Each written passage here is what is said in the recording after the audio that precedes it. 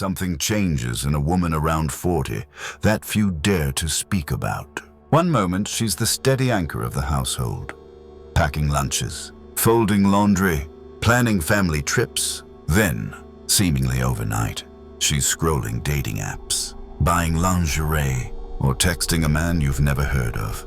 To the husband, it feels like a lightning strike out of nowhere. But it isn't sudden. It's been building silently for years, hidden under routines and small moments no one paid attention to. Men across the world have the same stunned look on their faces, asking themselves the same question. What just happened to my wife? They thought 15 years of marriage, children raised together, and a shared history formed a shield against betrayal. They assumed loyalty was permanent. But biology and psychology don't care about vows. A German proverb puts it bluntly: nature is stronger than law. And this truth echoes through countless homes when wives in midlife detonate everything that once looked unshakable. This is what I call the silent shift. A woman in her 30s can seem completely secure in her role as wife and mother. But somewhere between 35 and 45, an internal clock begins to tick louder. It's not a matter of if it goes off, but when and how much damage follows. To the unprepared man, it feels deeply personal, as if his shortcomings drove her away. But the reality is less flattering to our sense of control. What he faces is not only her choices, it is her biology, her psychology, and a culture that whispers dangerous things into her ear at the exact moment her identity feels most fragile. The metaphor of a time bomb fits, not because women are malicious, but because the process is mechanical. Her sense of self, built for decades on external validation, on being desired, begins to erode as the mirror reflects someone she doesn't fully recognize. Carl Jung once wrote, "What we do not make conscious appears in our lives as fate." The wife you believe to be immune is suddenly overtaken by desires and fears she herself does not fully understand. What is repressed for decades in the busyness of domestic life bursts forth when the silence of midlife arrives. For men, this is bewildering. You may think, but I provided, I was loyal, I stayed. You imagine that these virtues guarantee security. Yet for a woman standing before the collapse of her youthful identity, these things often count less than the intoxicating question: am I still wanted? This is where the ground beneath your marriage begins to shift. Her need is not for stability, but for reawakening. And that need collides head-on with everything you thought made her safe. Consider the analogy of the professional athlete. His entire sense of self rests on performance, on his body doing what it once did with ease. But age has no mercy. He finds that the sprint he once finished effortlessly now leaves him winded.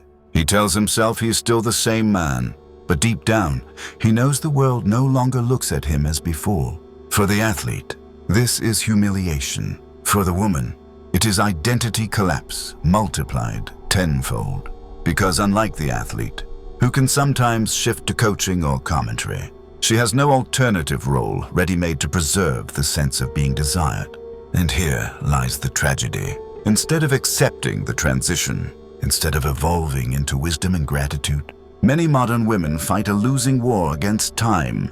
They try to prove the clock wrong, to reclaim the validation of youth. The first casualty in that war is often the family. One day she dismisses a compliment with a polite nod.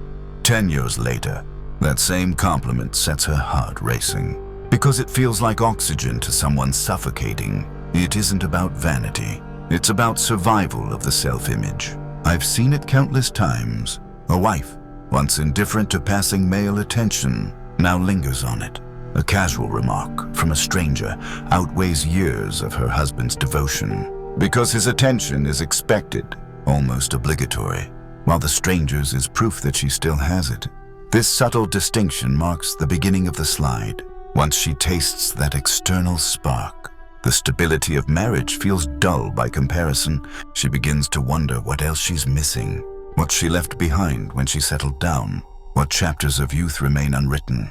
This is why so many husbands are caught off guard. They misread silence as peace, when in fact it was only the quiet before the storm. They think consistency equals safety, not realizing that to her, consistency can begin to feel like invisibility. A man once told me, after his wife of 2 decades left him, "I thought predictability was love. She thought predictability was death." His words cut deep, but they reveal the cruel polarity between male and female psychology in middle age.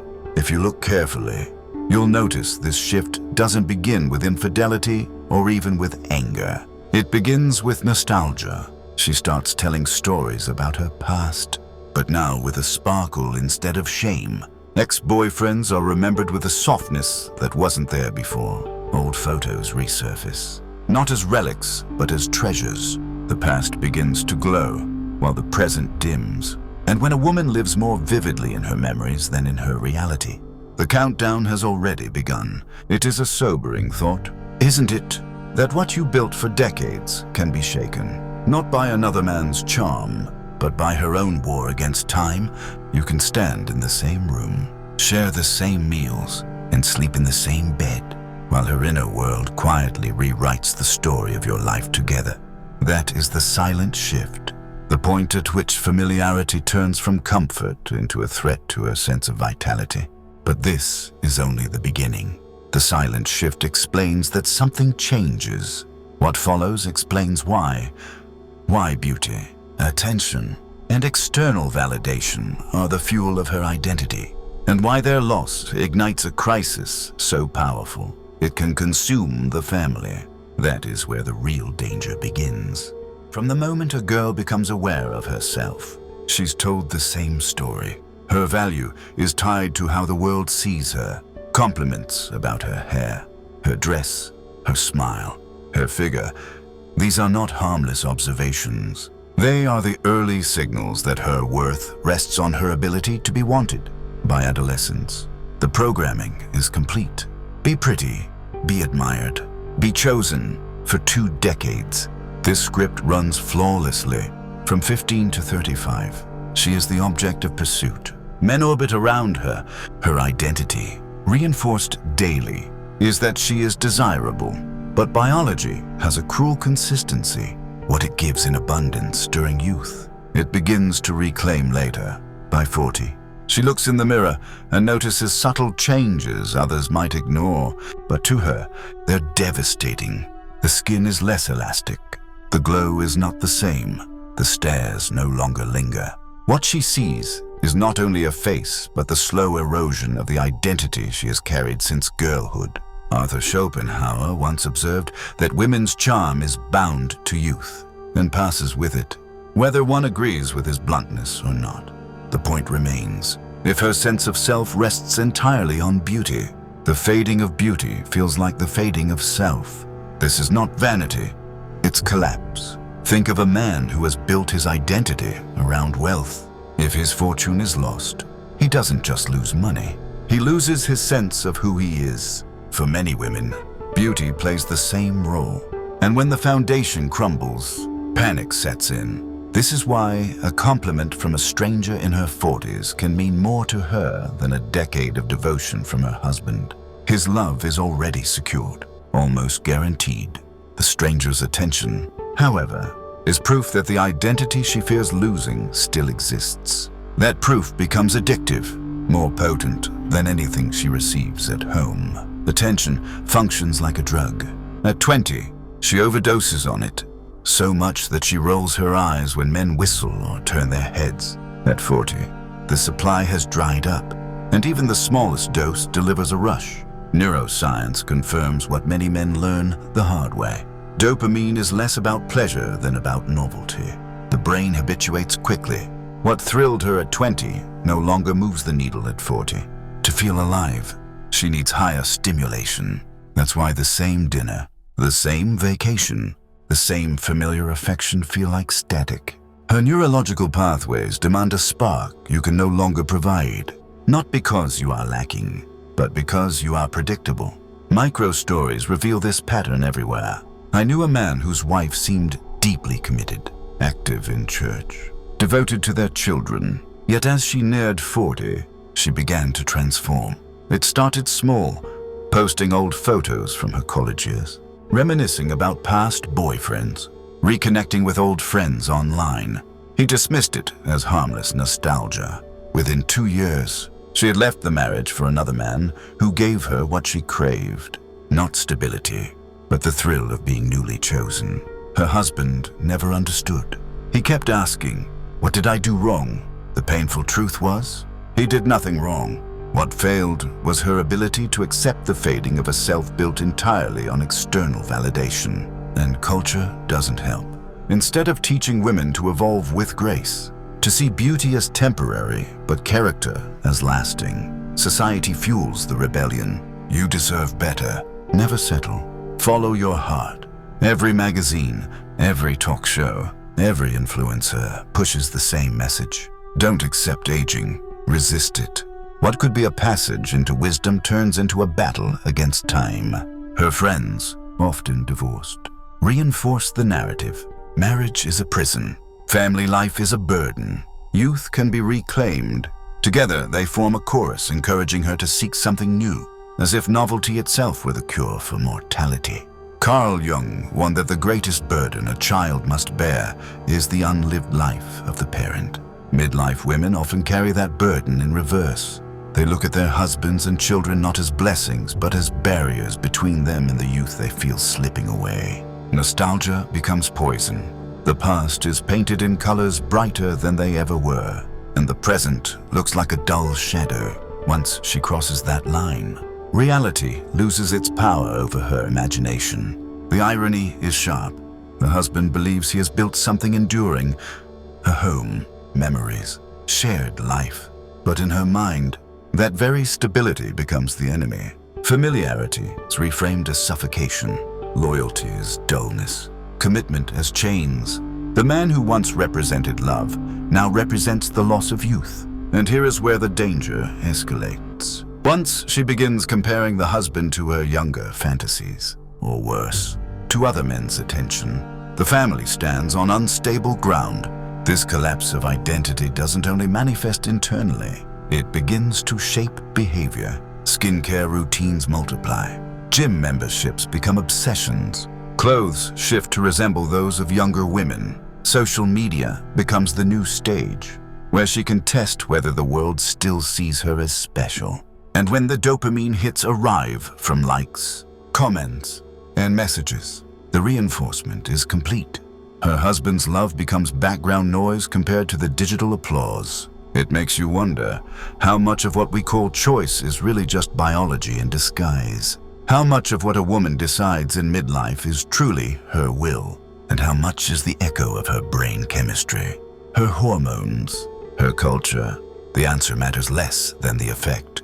Men are left bewildered, abandoned, often destroyed, while society praises her for living her truth. But the collapse of identity is only the second act. What follows next is even more corrosive. The moment when this private crisis meets outside influence, when the internal hunger for validation is amplified by friends, culture, and technology, that is when the shift becomes a rebellion. And the rebellion becomes a seduction that threatens everything you thought was safe. Once the cracks in her identity appear, the outside world rushes in to widen them. A woman who feels invisible doesn't usually implode in isolation. She is given new allies, new mirrors, new voices that whisper just what she wants to hear. This is where the silent collapse transforms into open rebellion, and it rarely happens without outside reinforcement. The first and most dangerous influence often comes in the form of her friends. Notice how many midlife transformations begin with new companions. Women she barely knew a decade ago suddenly become her closest confidants. Often, they are divorced. Often, they gather around wine glasses and rehearse the same lines. You deserve better. Life is too short. Don't settle. On the surface, it looks like harmless encouragement. But in truth, these women act like dealers, passing out poison disguised as wisdom. They cannot undo their own choices, so they seek company in the same abyss. Nothing validates a destructive decision more than convincing someone else to make it too. Social media amplifies the effect. The algorithm studies her like a lover, learning her insecurities, feeding her exactly what she craves. Transformation stories flood her feed. Brave women starting over at 40. Glowing testimonials of happiness after divorce. Images of younger-looking women reinventing themselves, paired with slogans like, "It's never too late."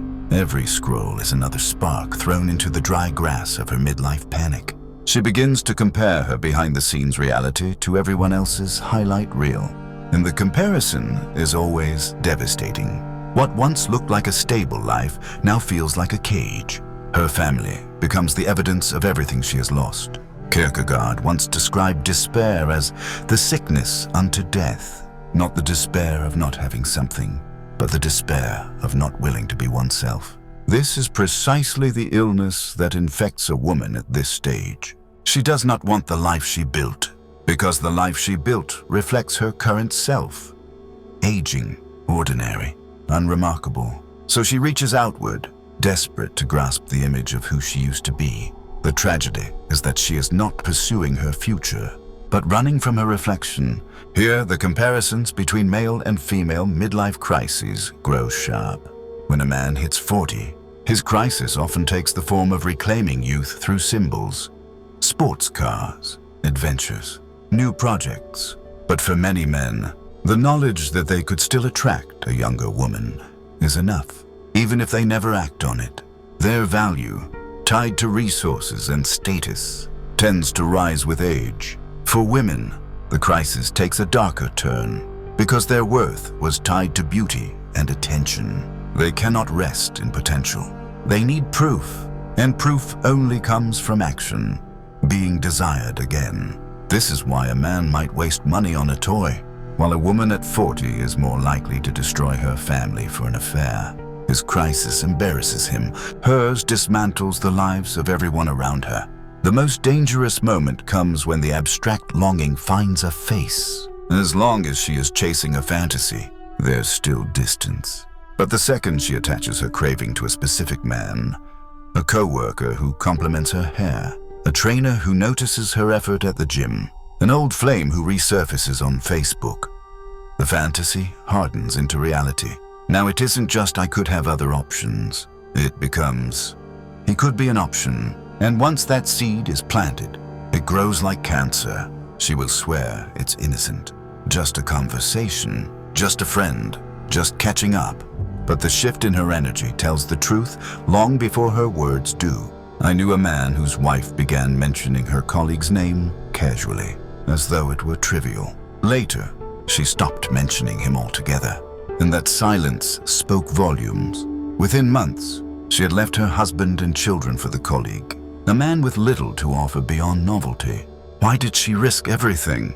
Because novelty is the one currency she values most in that stage. Not stability, not loyalty, novelty. As Schopenhauer warned, all striving springs from want.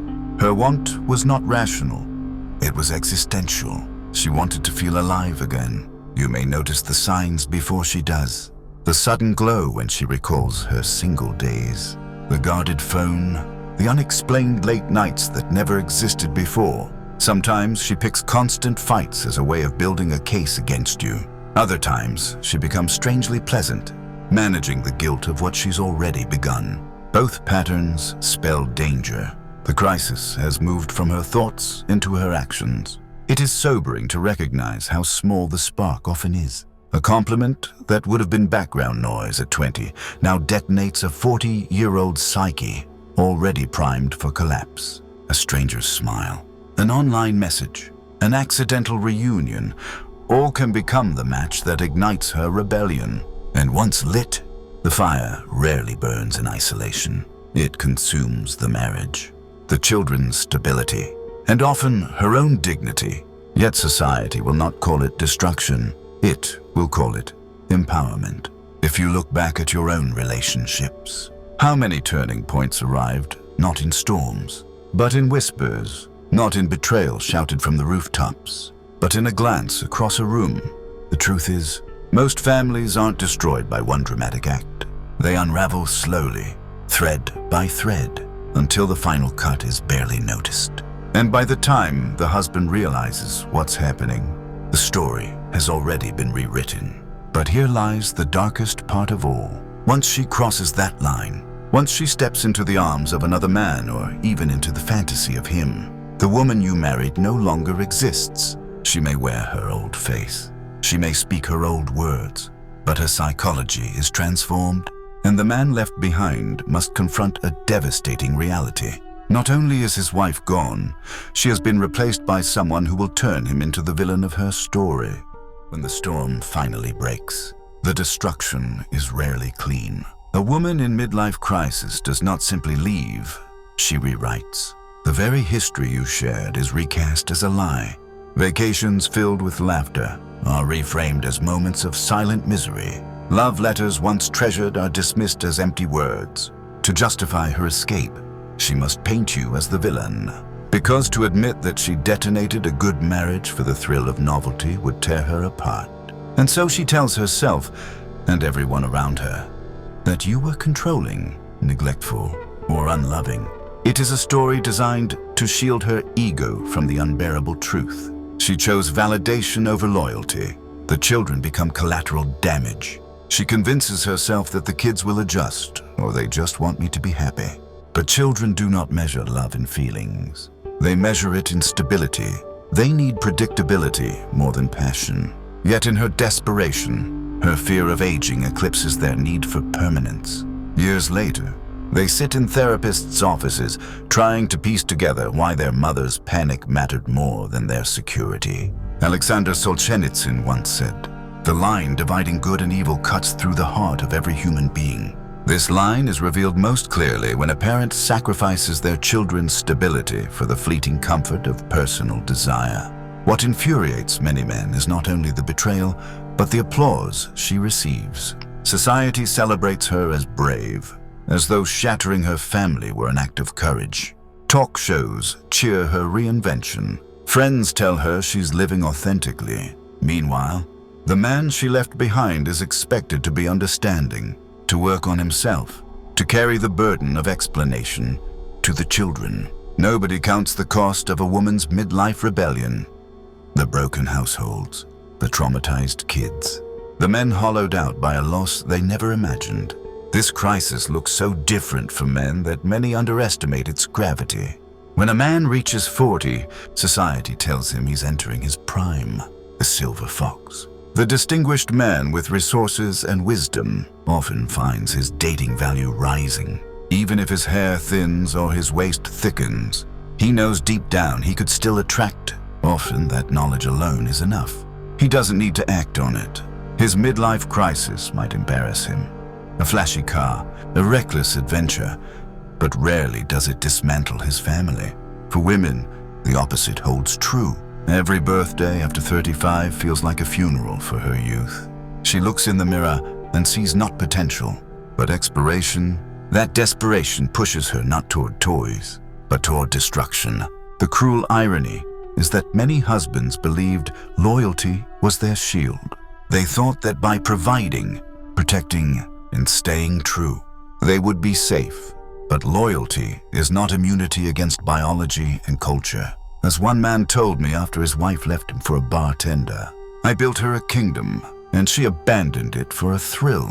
His words sting because they expose a brutal reality. When novelty becomes the currency of her self-worth, even abundance feels worthless. What, then, is a man to do? First, recognize the signs early. Nostalgia for youth, obsessive focus on appearance, sudden new friends, guarded behavior. These are not random quirks. They are warnings. Second, never mistake her panic as a reflection of your worth. You could have been flawless, and she still may have run. You could have been deeply flawed, and she might have stayed. Her crisis is not your failure. It is her inability to reconcile with time. Third, protect what matters. Document everything. Guard your children's stability. Secure your assets. When the storm comes, sentiment will not save you. Preparation will. But there is a deeper lesson, one that goes beyond strategy. Do not place your entire sense of self in the hands of another. A man who ties his identity to her loyalty lives at the mercy of forces beyond his control. Sovereignty begins when you realize her crisis is not yours to carry. Strength is not found in preventing betrayal. It is found in refusing to let betrayal define you. The only fortress that endures is the one built within. If you reflect on your own life, ask yourself this: how many times have you mistaken comfort for permanence? How many times have you assumed devotion today would guarantee devotion tomorrow? These are illusions men can no longer afford. The truth may be harsh, but it is liberating. Once you see that her war is not against you but against time itself, you stop pleading, stop bargaining, stop carrying guilt that was never yours to bear. There are, of course, exceptions. Not every woman succumbs to panic. Some recognize that beauty fades, but character endures. Some know that excitement is fleeting, but what is built together lasts. They understand that being chosen once and kept forever holds greater value than being chosen repeatedly and discarded. These women are rare, but they exist, and if you find one, treat her with the gratitude she deserves. But never forget, modern culture makes such women increasingly uncommon, because everything around them urges rebellion over loyalty, novelty over permanence. This is why I tell men with urgency: do not walk blind into this stage of life. Watch carefully, not with paranoia, but with clarity. Nostalgia, validation seeking, resentment of responsibility. These are the tremors before the quake. If you ignore them, the detonation will come, and it will take everything you thought was secure. Women over 40 don't just leave, they destroy, not out of malice, but out of terror, terrified of aging. Terrified of invisibility, terrified of being ordinary. In that fear, they sacrifice stability for one more taste of youth. Do not say you are not warned. The woman you married at 25 may not exist at 45. The promises she made were sincere at the time, but promises built on hormones and attention often collapse when those forces fade. What you face then is not a betrayal of you, but a betrayal of reality itself. And once that war begins, all you can do is stand as a man who sees clearly, who protects what matters, and who refuses to lose himself in the rubble.